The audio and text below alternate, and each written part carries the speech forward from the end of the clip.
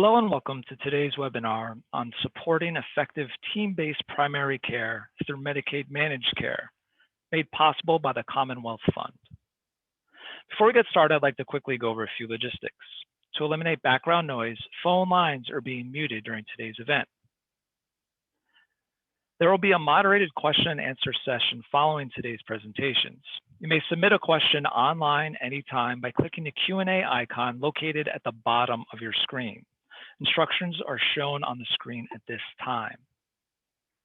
Today's event will be recorded, and the slides and recording will be shared publicly on chcs.org. At the end of the webinar, we ask that you please complete a brief online evaluation that will pop up on your screen. Your feedback is very important to us, and we hope that you'll take a moment to do this. I will now turn the webinar over to Rob Houston, Director at the Center for Healthcare Strategies. Thanks, Travis. Hi, everyone. My name is Rob Houston. I'm the Director of Delivery System and Payment Reform at CHCS.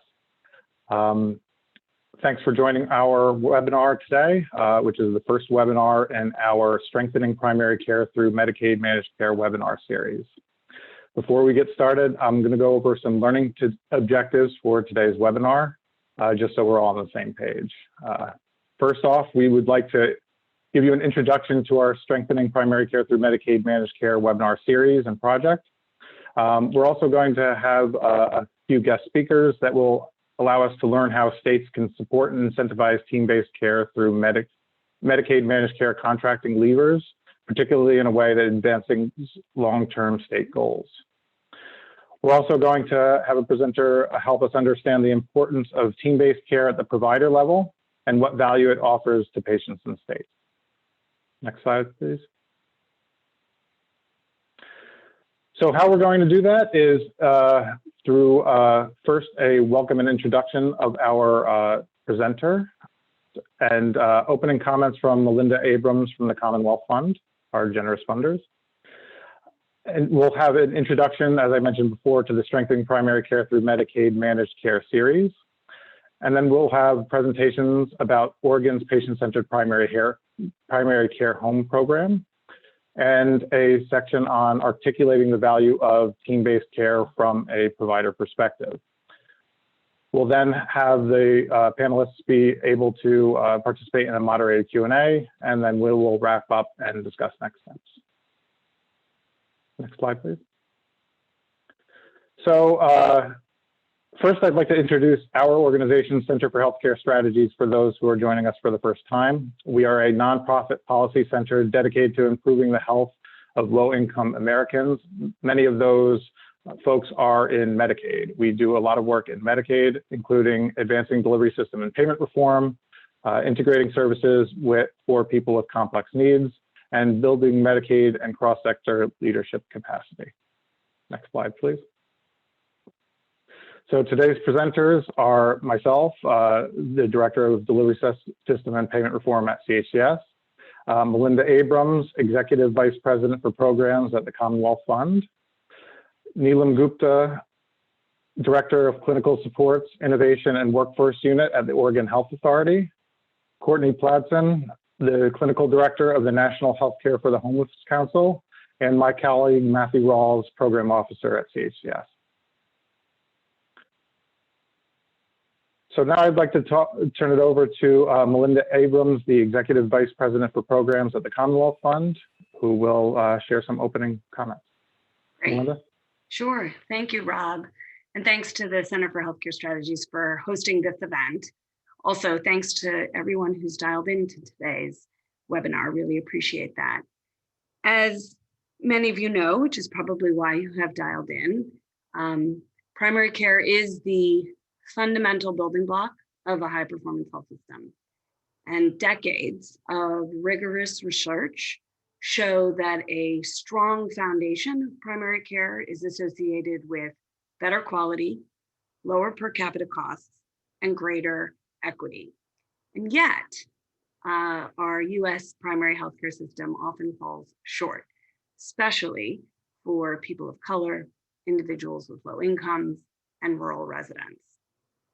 As of today, there are 38 states and the District of Columbia who have comprehensive risk-based managed care programs. And together they enroll or cover about 68% of all Medicaid beneficiaries.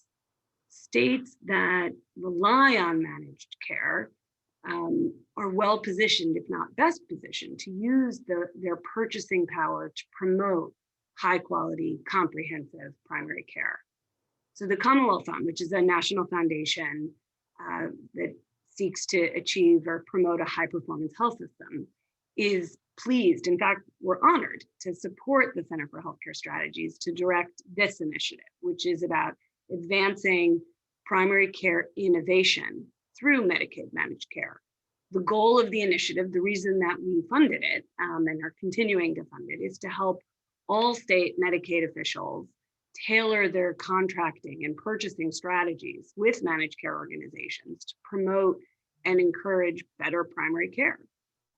We seek to enable the Center for Healthcare Strategies to bring states together to learn from one another, because the action is at the state and local level. With the right incentives and the right resources, states can, in fact, many states have, and you'll hear from some of them today, encourage plans and providers, the managed care plans, but also the providers at the front line to realize the potential of primary care. So greater team-based care, which is the subject of today's webinar, more digital health solutions, more integration of care to address behavioral health and social needs. And that is our joint vision, both at the Center for Healthcare Strategies and the Commonwealth Fund. Primary care is no longer about the four walls of a practice, and it's not exclusively about the doctor. It's quite the opposite, and you'll hear more about that today. And like the rest of our healthcare system, primary care sector needs to innovate, needs to be working in multidisciplinary teams, needs to incorporate digital health solutions to enable the sustained relationships between clinicians and patients and their families, and to integrate care, whether it integrate care, the physical health, the behavioral health, the social needs, whether it's in an office, in one's home, or through one's screen. I'm really looking forward to learning from today's speakers and learning from all of you through your questions, because I really do hope that there is that chance. Look forward to that dialogue. It's always the best part of a webinar. So thanks again for joining today's event. So Rob, I'll send it back to you. Thank you. Thanks, Melinda, for the opening comments. Very much appreciate it. So as Melinda mentioned, we are going to be talking about team-based primary care today, but I wanted to spend a few minutes talking about the webinar series that you are witnessing the first webinar of today. Our webinar series is called Strengthening Primary Care Through Medicaid Managed Care. If you have all these words in a row, we're talking about primary care, Medicaid managed care, and making the system stronger for those that it serves. Through funding from the Commonwealth Fund, we're going to examine the tools and levers that states can use to advance comprehensive primary care strategies. Now, what that means, we'll go into a little bit more detail down the road, but we are, it is not just a webinar series. Stay on the lookout for upcoming webinars beyond today, and also some written resources, including a blog series and some tools that will be developed as part of this effort. Next slide. So as Melinda mentioned, there are some core features of advanced primary care and levers to drive uptake and spread of these features. So the list on the previous slide that we advanced past had these lists of core features. These are enhancing team-based care, use technology to improve access, integrate behavioral health care, identify and address social needs, and engage communities and achieve health equity. These are the features, the 5 features that, as CHCS is working with states and health plans and providers to drive uptake of advanced primary care, these are the features that we think can go to achieve that goal of high quality primary care. The 3 boxes at the bottom of your screen are key levers that can be used for these purposes. Promoting accountability for MCOs, moving to value-based payment in primary care, and monitoring primary care spending and investment. Each of these topics will have a webinar associated with it. Today will be enhancing team-based care, and we will have others in the future on these topics.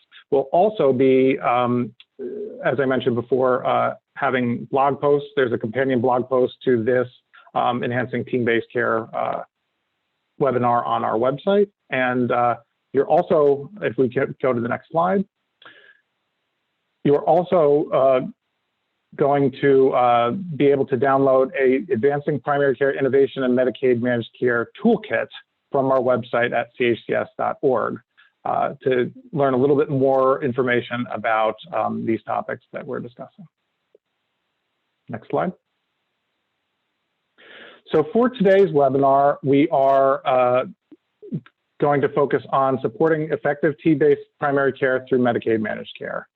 So team-based care is an essential building block for state Medicaid agencies to advance high quality and equitable primary care. It places the patient and their unique needs at the center for care planning and delivery. Patient-centeredness has been discussed for a while now. It's almost been overused as a term, but truly placing the patient at the center of the care planning and delivery process is still crucial. And it is something that's always talked about, but not always done well. And our speakers today will help us understand what success looks like in that. These models of team-based care often focus on employing staff with diverse expertise and backgrounds, including community healthcare workers, and incorporating them into care teams to support functions like patient education, care management and coordination, and resource navigation. Next slide. So now I'm going to turn it over to Neelam Gupta, who is the Director of Clinical Supports, Integration, and Workforce Unit with the Oregon Health Authority. Neelam has over 20 years experience as a strategic healthcare leader in advancing health equity in cross-sector initiatives for Medicaid and safety net populations. Prior to joining the Oregon Health Authority, Neelam managed and evaluated patient-centered integrated models of care to promote systems transformation in Los Angeles County and nationally.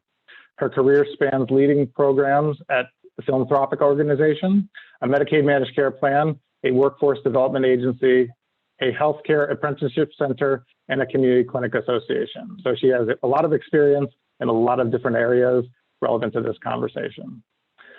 Neelam, can I turn it over to you for your presentation? Great. Thanks, Rob, and good morning or good afternoon to everyone. I'm so pleased to join today to share with you information about Oregon's patient-centered primary care home program. Next slide, please. So Oregon's patient-centered primary care home program, also known as the PCPCH program, was established in 2009 by the Oregon legislature to support the triple aim. The PCPCH standards are developed by the Oregon Health Authority in partnership with a multi-stakeholder standards advisory committee. And primary care practices apply to become a PCPCH by attesting to meeting standards of how they provide care to their patients. You'll see at the bottom of the slide, there's a timeline that shows, as I mentioned, in 2009, the legislation that was passed to establish the PCPCH program. And then in 2010, the first Standards Advisory Committee was convened to set up the model, and the standards were used starting in 2011. And you can see the numbers of PCPCH practices that have been recognized. And we're currently now at around 650 practices. Next slide, please. This is a map of the PCPCH practices in Oregon. And as I mentioned, we have close to 650 recognized practices throughout Oregon. And approximately 75% of all Oregonians, regardless of payer source, receive their care at a PCPCH site. Next slide, please. So now I'm going to talk a little bit more in detail about the PCPCH model. This is Oregon's version of the medical home, which is a model of primary care organization and delivery that is patient-centered, comprehensive, team-based, coordinated, accessible, and focused on quality and safety. It provides an evidence-based framework for how primary care practices should provide care for their patients with an emphasis on quality improvement. And it's also uniquely Oregon. The National Commission for Quality Assurance has a national medical home recognition program, and Oregon is one of just a few states with its own medical home program. Participation in the PCPCH program is voluntary, and recognition is attestation-based. So the program conducts on-site visits to a select number of PCPCH sites each year to verify that clinics are meeting the measures they attested to in their applications. The PCPCH recognition criteria is defined by 6 core attributes, each with specific standards under each attribute, and measures that indicate the extent to which a clinic is meeting that standard.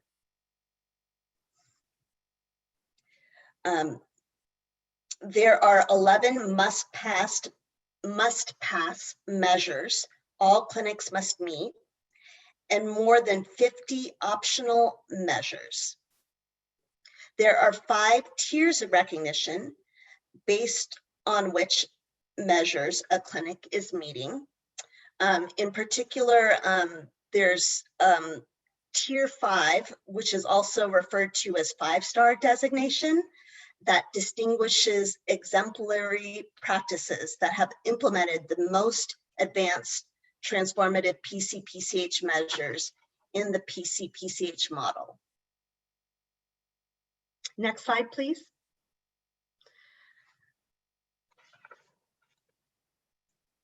As I mentioned, there are 6 core attributes of PCPCHs, and when the first advisory committee was developing these attributes, they wrote the attributes from the patient's perspective.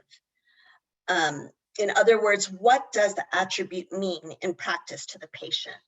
And as you'll see, the first attribute, access to care, healthcare team, be there when we need you. Team-based care is an integral component of the PCPCH model. The second attribute is accountability. Take responsibility for making sure we receive the best possible care. The third attribute, comprehensive whole person care. Provide or help us get the healthcare information and services we need. Continuity, be our partner over time in caring for us.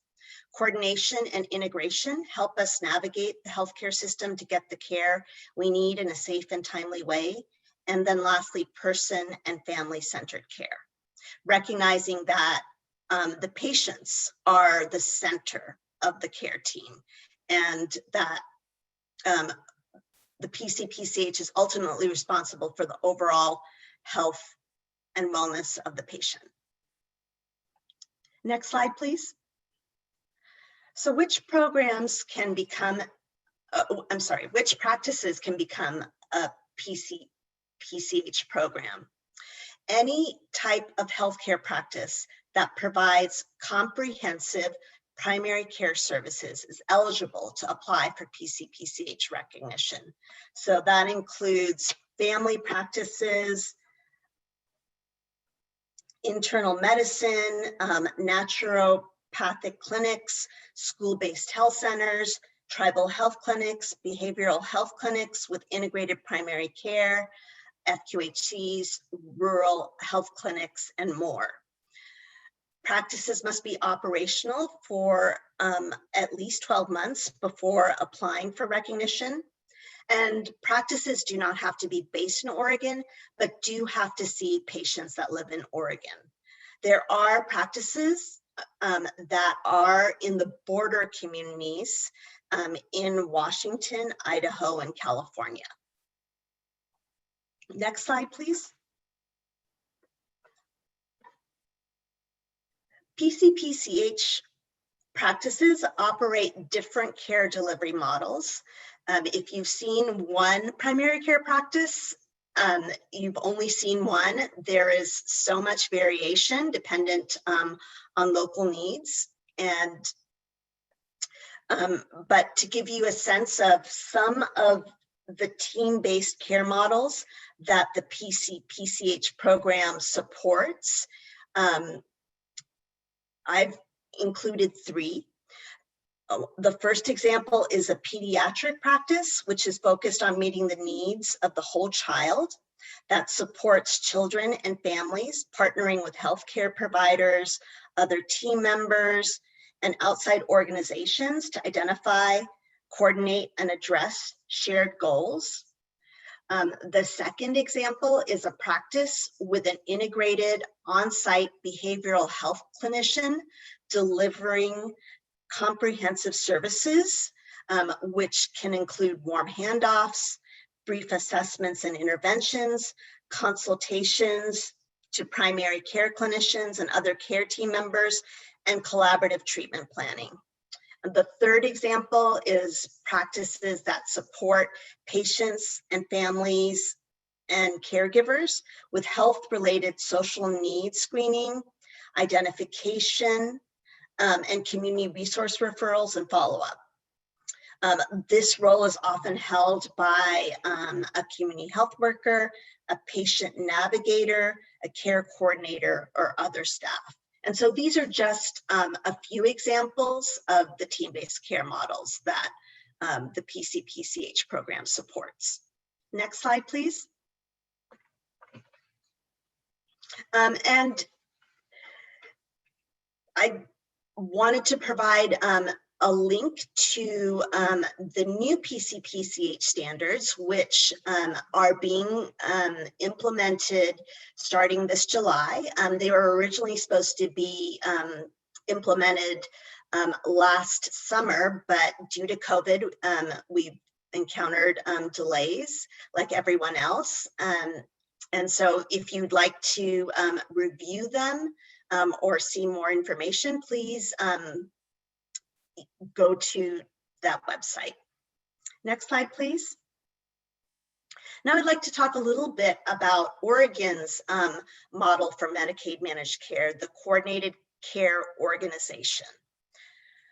The Coordinated Care Organization model has been implemented in Oregon, and over 90% of Medicaid recipients receive care through 15 CCOs.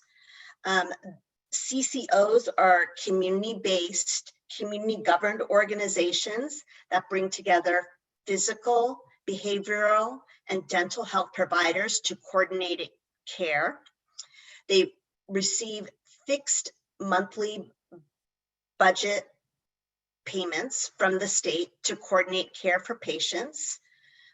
They receive financial incentives for improving outcomes and quality. And they have flexibility to address their members' health needs outside of traditional medical services. And this model is designed to improve member care and reduce taxpayer costs. This focus helps to reduce unnecessary emergency room visits and gives Oregonians the support they need to be healthy. Next slide, please.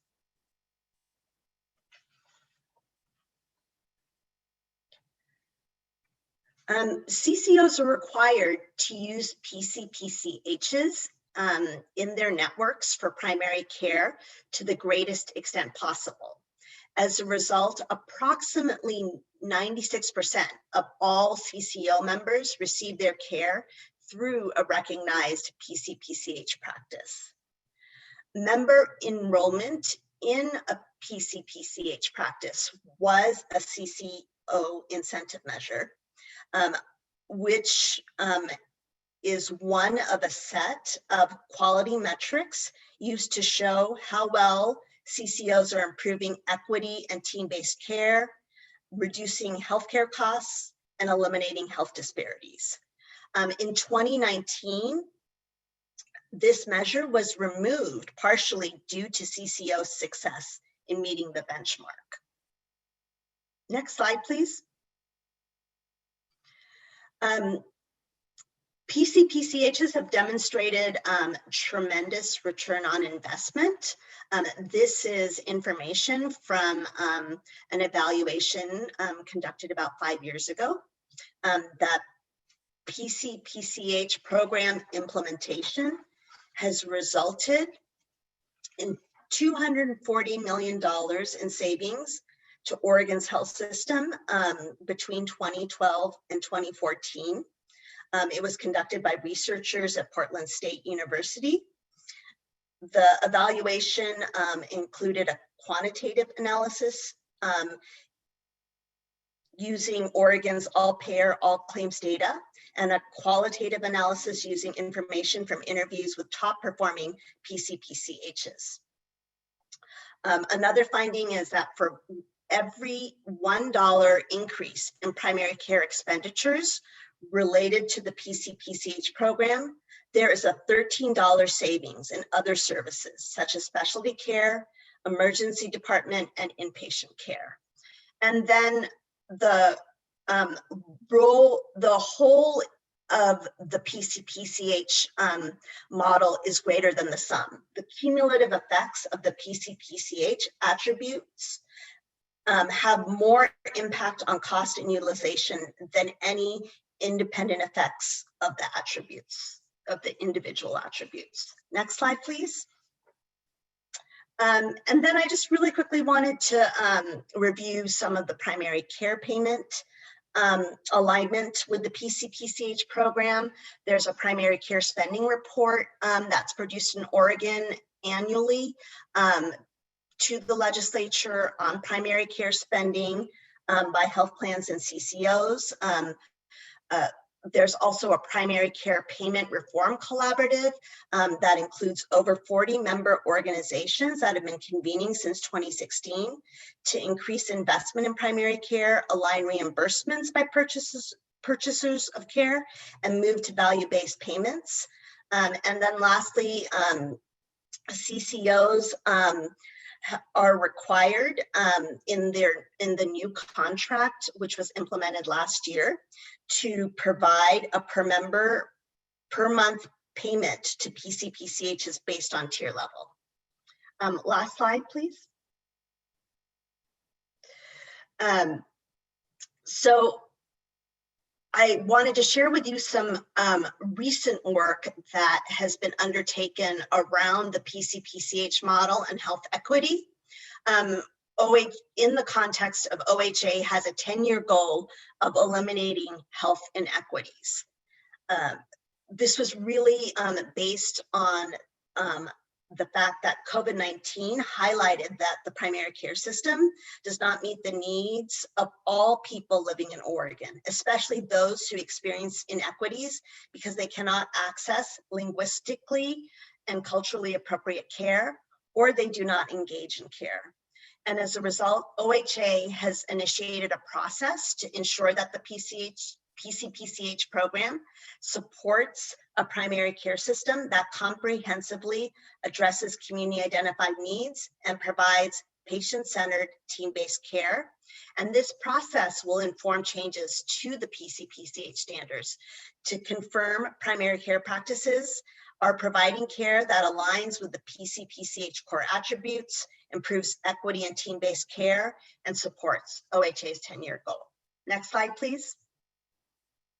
So just wanted to give my contact information as well as a link to the program. And if you have any questions, my email is there as well as an email for the program itself. So thank you so much.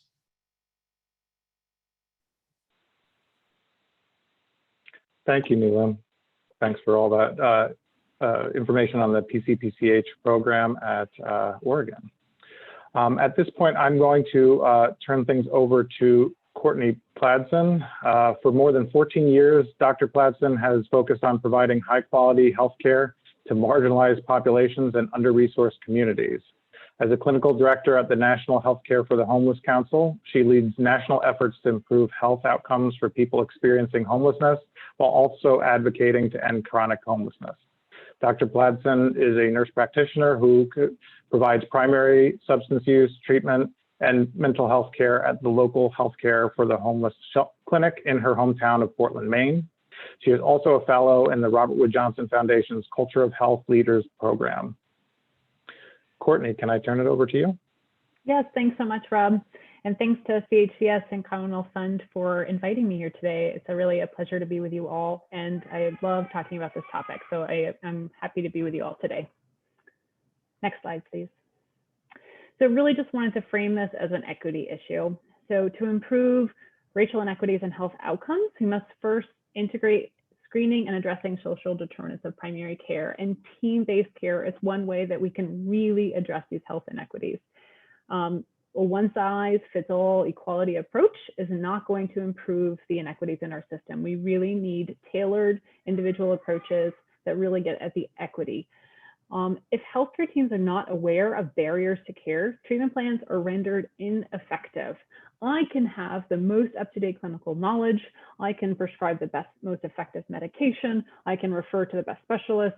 But when that client leaves the health center, if they don't have transportation to get to that specialist, if they can't afford those medications, if they don't have access to healthy, culturally appropriate foods, my plan that we may have wasted a lot of time and this person didn't leave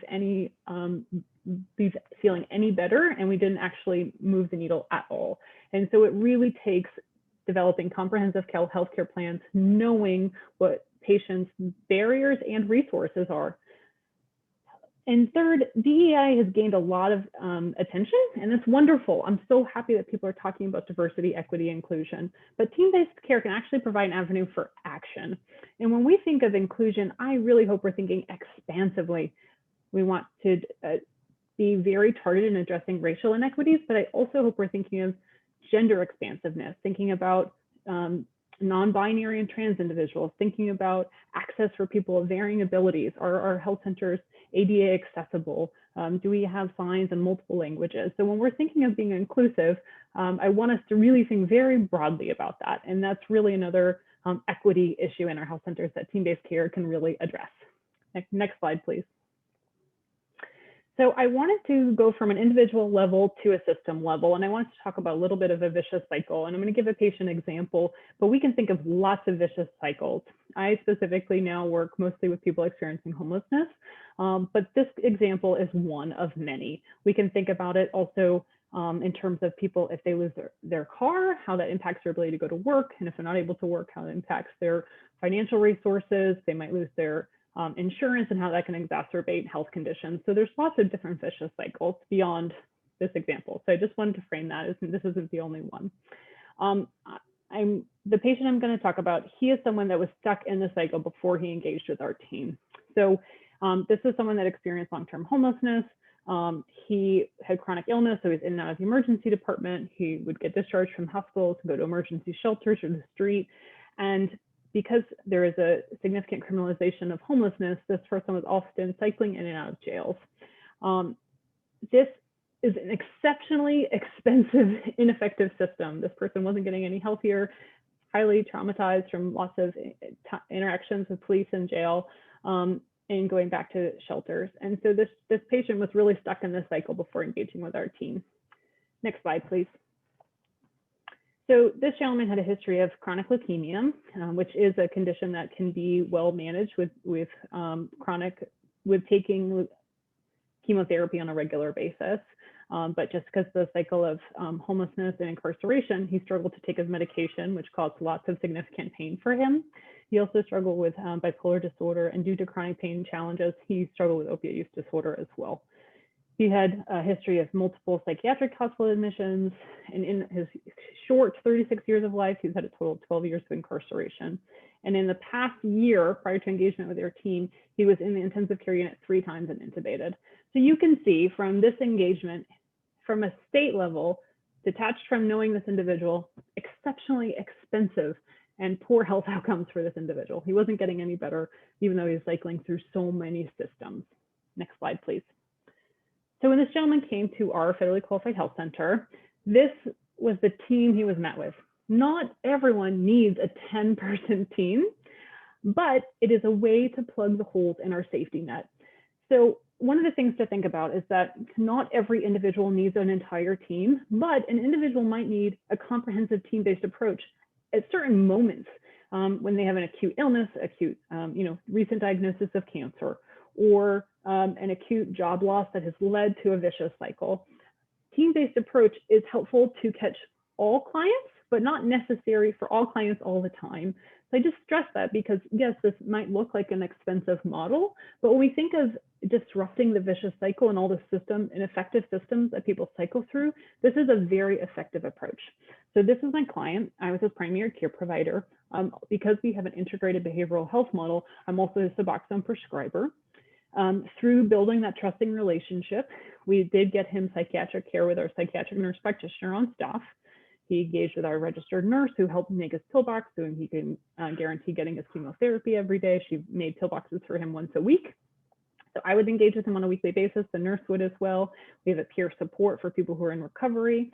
Case manager helped him apply for housing and connect him to housing resources.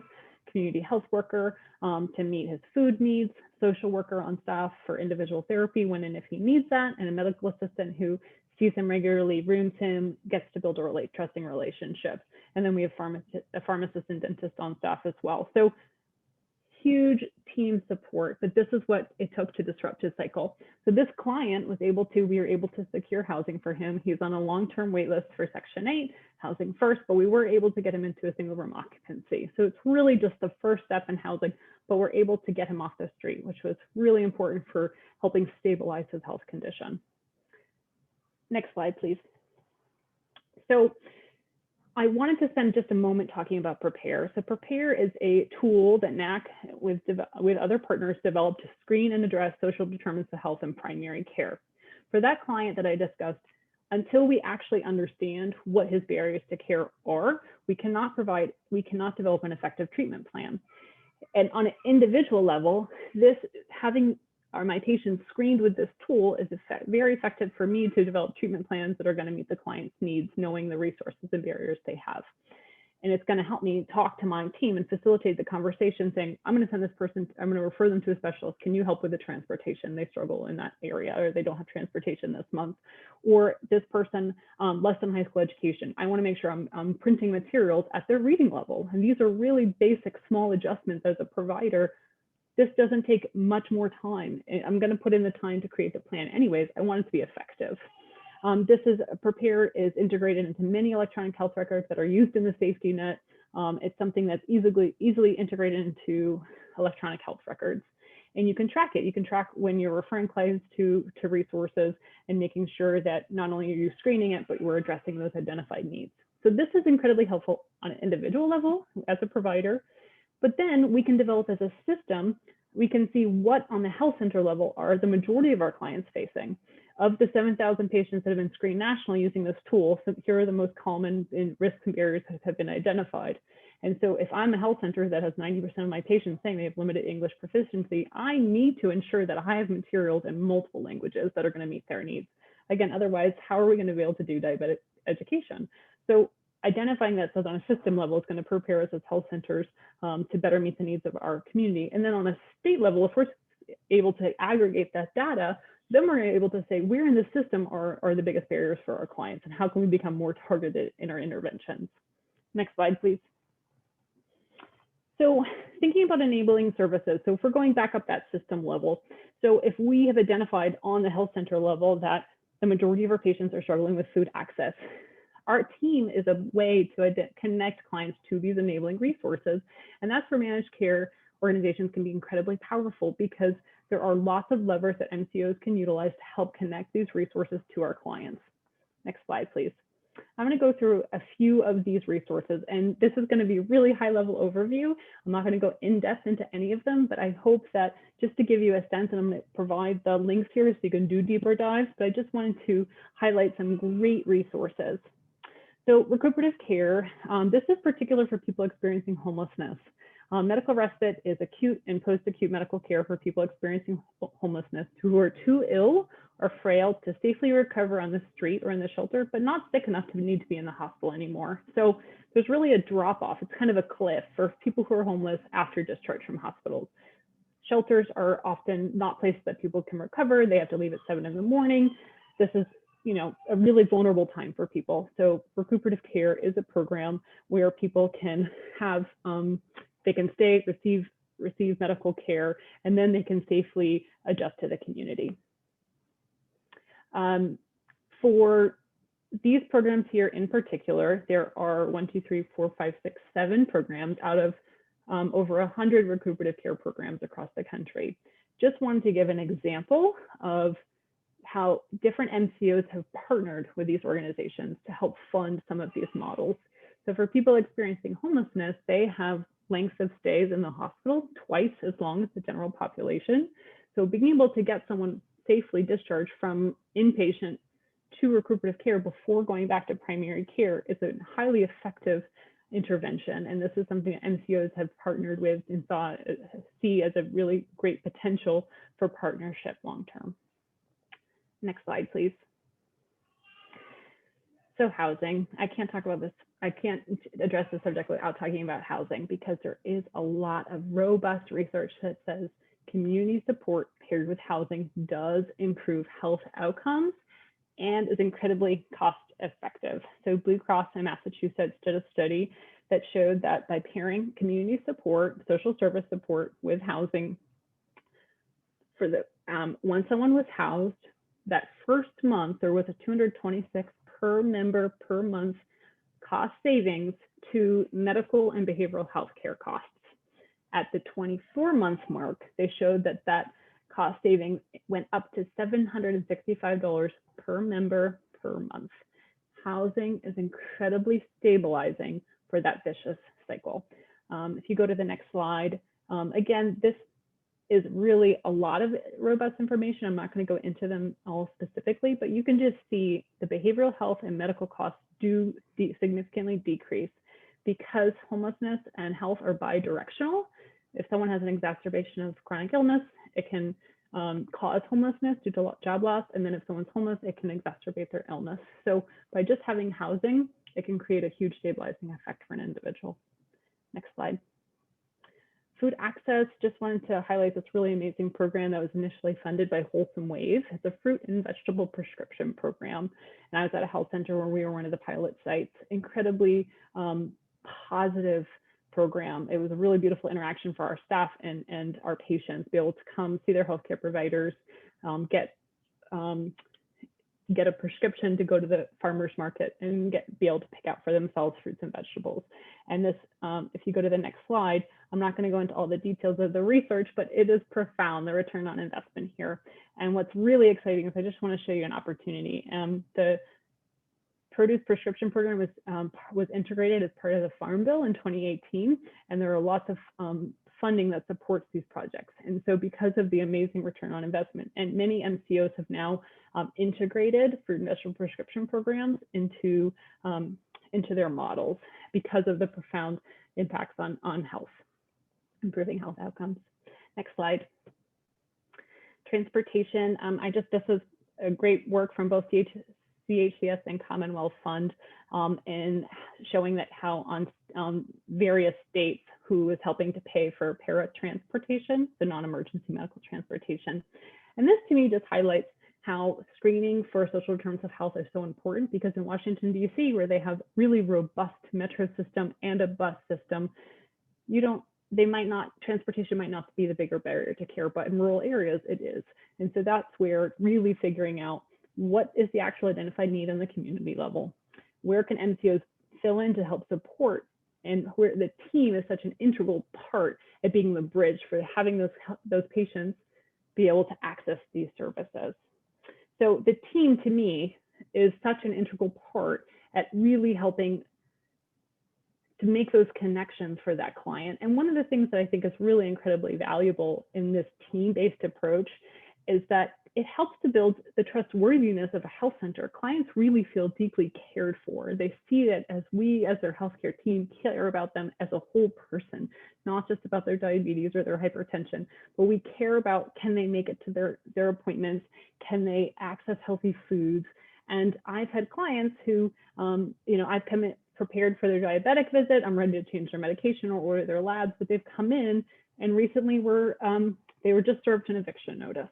And so in that situation, my diabetic visit gets sidelined. And that's where my team swoops in to help care for that patient. And that to me is still a success because they knew that we, as their health center, cared deeply about them and we want to help connect them to resources.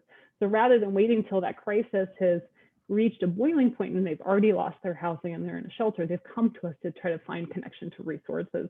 And that is a great utilization of a team-based approach. Next slide. So that's it for me. I'm going to turn it back over to you, Rob. Thank you, Courtney. And thank you to both Courtney and Neelam for your perspectives on primary care, team-based care. So we've heard from the state, we've heard from a provider. Now we want to hear from the audience and any questions that you have for that. For our panel, I will turn it over to my colleague, Matthew Rawls, who will moderate the question and answer portion. Matt? Great, thanks, Rob. And thank you, Neelam and Courtney, for such informative and rich conversations and presentations. So yeah, like Rob said, please feel free to ask any questions you have in the Q&A, and we'll be sifting through, looking for some to put in front of our panelists here. But I want to take moderator's prerogative and go first. And so I just want, this is for both of you, and Neelam, perhaps you can go first, but there's a connection here where we're saying, team-based care is a health equity issue. Like health equity and team-based care are linked. And we know that team-based care is a part of your health equity strategy, but I kind of want to give you both a soapbox to stand on to make that through line. If we know team-based care is a health equity, that's central to health equity, and we know team-based care improves outcomes and it's the right thing to do, just say a little bit more about why team-based care is so central to either the state's health equity strategy or a provider's health equity approach. So Neelam, can I go to you first with that? Sure. Yeah, as I mentioned, team-based care is, a critical part of the PCPCH program model. And, we are embarking on a journey right now to really examine our model through a health equity lens. This is work that started in actually 2019, prior to the pandemic. We had contracted with a nationally renowned health equity expert, Ignatius Bao, to review our previous standards through a health equity lens and recommend some changes, which were then taken to our multi-stakeholder standards advisory committee and resulted in this new version of the standards that are going to be rolled out starting this summer. But our current efforts around health equity, we are trying to approach it with an open mind. We're starting with analyzing community input and then also doing further community engagement as a first step to really get the perspective of members who either were unable to access care or who experienced difficulty accessing care during this period. And we really see the critical role of workforce in addressing this. I know Courtney had mentioned community health workers. Oregon has a model of traditional health workers, which include community health workers, peer support specialists, peer workers, patient navigators, and doulas. And we're about to add another category of workers specific to tribes. And so that's been a critical element that's been identified as part of the Primary Care Payment Reform Collaborative and other efforts to integrate equity. And then also our legislature has some proposed significant investments in the behavioral health workforce, in increasing the diversity and also expanding that workforce, really to promote integration and achieve team-based care. Wonderful, thank you, Neelam. Courtney, I'll pass it to you. Thanks. So when I think about this in terms of, to me, it's kind of a two-pronged approach. So we know that there are large structural inequities. We know that there are large variations of economic opportunity. We know that there are huge racial disparities in homelessness, for example. And to address the economic mobility of an entire community is such a long-term effort, and we want to work towards that effort, absolutely. But at the same time, while we're building sustainable, equitable communities, on the individual level, team-based care can really start to move the needle now. So we can connect clients to resources, we can help advocate for housing, we can help connect them to opportunities that maybe they weren't aware of, or just help them move along in their journey. And so to me, it's both. It's saying, let's fix the system, let's work on building more equitable communities. But then at the same time, the teams can help individuals in the here and now try to improve their health outcomes by connecting them to resources. Great, thank you. I appreciate both your answers on that. We got a question from the audience, and this time we'll go reverse order. So Courtney, you'll go first. But the question is, are there elements of a team-based care approach that could be implemented in a clinic setting without additional Medicaid funding? I think, yeah, that's the question we got from the audience. So Courtney, what do you think? So I can speak just for my state level in Maine. We, part of some of the funding that came through the opiate bill a few years ago, we did receive specific funding to help add to our team some of the additional enabling services through peer workers and community health workers. So sometimes it might not just be coming through Medicaid, but it can be some other grant funding that is providing support for those teams. And for us, that funding we added because we're a primary care health center. We helped to further integrate our behavioral health and primary care teams, and trained our primary care providers to also become Suboxone prescribers. And we're able to add in this additional team members to build up our comfort and support the community. And then we were able to start the first daily dosing Suboxone program in the state of Maine. And so sometimes it might be taking other state grants and pairing them to help boost your team. Great, Neelam, anything you'd like to add? Yeah, no, I would just say that part of the unit includes the state's primary care office, and we're we have our existing workforce investments through the J1 physician visa waiver program. We have state-based incentives.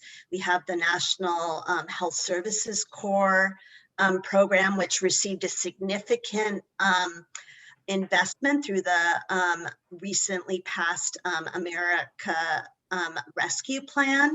And then, with these new projected investments by our state legislature, we're really looking to align and think about them strategically so we can maximize impact. And the behavioral health workforce investment includes a pretty some traditional health worker investments, and also building career pathways and pipelines, so we can start to address some of the leaks that happen as people try to enter health professions and also try to advance in their careers. Great. So we have time, I think, for one more answer from each of you. So this will be sort of your elevator pitch, as you will. So I just want to give y'all both the floor one more time. Our audience, I think, is largely state Medicaid staff and folks who work in managed care plans. So thinking about team-based care from both of your perspectives, either provider perspective or the state staff perspective, what's the one thing, like your core lesson, what's the one thing you really want folks on this webinar to know about team-based care and what it can be used for? So Neelam, how about you go first? Sure, yeah. I mean, I would just say that the PCPCH model has found that this, going back to the evaluation, that the sum is greater than the parts. So the whole model is what's really important. And then I'll also add on a second piece, for any states that are looking to get started, is to make sure that all provider types are working to the top of their license, which will lead to more effective care. Great. Courtney, your turn. As a nurse practitioner, I appreciate you saying that, Neelam. I think what I really want to make sure that people leave this conversation knowing is that what can happen with just an individual provider and a client and a patient is wonderful, but it's very limited without the rest of the team. And what having the team available helps me to do is to provide much more effective care. It prevents that client missing that specialty appointment, prevents the redundancy in work. It prevents the client from not understanding how to take their medication because I can have them go sit with a nurse for an hour while I go and see the next patient. It just makes our work much more effective while also helping the client feel very incredibly supported. And so it improves efficiency, prevents burnout on the team side as well, which we haven't really touched on, but having a team-based approach really helps to prevent burnout as a provider who in primary care, it's really incredibly difficult to retain and recruit primary care providers. So if we're able to have a team-based approach, it's not all on the shoulders of one individual person, which is really what we need. We need a team-based approach to provide much more high quality, effective care. Thank you so much for those answers. That was really thoughtful stuff. We are almost right at time. So Travis, if you could pull the slides up really quickly. So thank you everyone for being here, and thank you to our funder and for our wonderful speakers. This was such an informative and rich conversation. If you want to learn more about this topic, the slides have been shared and they will be available on our website afterwards, but you can find more about team-based care in this module on our website, as well as a companion blog post. Those are both easily accessible. And like Rob said, this is the first in a larger series. Our next topic will be about advancing value-based payment and primary care. That'll be on May 20th, and registration details are still forthcoming, so keep your eyes peeled for that. And lastly, there'll be an evaluation that pops up at the end of this. If you could just take a few moments to complete that, that's really, really helpful. It helps us think about how we want to structure the content and format of these webinars to make them as useful as possible to you. So we are right at time. Thank you again to everyone who attended. Thank you to our speakers. And if you want to learn more, the address for our website is on the slides now. So thank you, everyone. Have a great rest of your day, and please stay safe.